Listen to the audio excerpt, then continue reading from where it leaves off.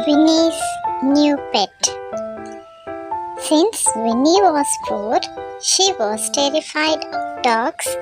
She avoided them at all costs. Whenever she saw a dog roaming around her neighborhood, she ran into her house. "They are big-eyed and scary," said Vinnie. On one bright morning, Vinnie was coming back from her school with her friend Lisa. They were talking about the wild street dog. "My parents told me that this dog is terrifying and he bites anyone he sees," Lisa said. Vinnie shivered and replied, "That's scary. Is he around here?" "Yes, he's usually in this neighborhood and he comes out at night. His eyes are black and he has razor-sharp claws," Lisa explained.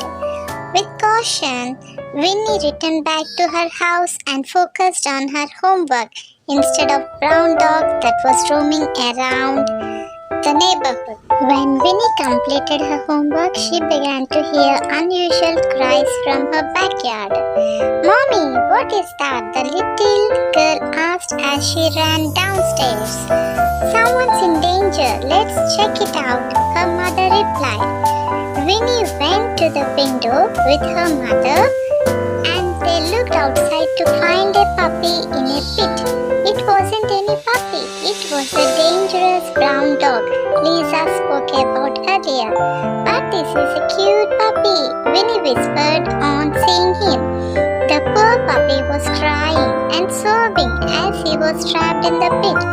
"We have to help him," Vinnie's mother said as she opened the door. Vinnie followed her mother outside to the backyard. She stayed hidden and peeked slowly at the puppy who continued to cry.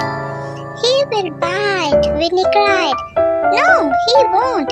Dogs don't bite unless you harm them," her mother said. "But he is a wild dog, Vinnie. If you take care of an animal, it will never bite you. Instead, it will protect you. Now come and let's help him," her mother explained. Vinnie nodded her head and went to the pit where the puppy was stuck. The pit was too deep and her mother could not reach the puppy. "I can't reach him. Let me help you get down there and you can save him," her mother suggested. Vinnie quickly shook her head. "I'm scared, and what if he bites me?" she sobbed.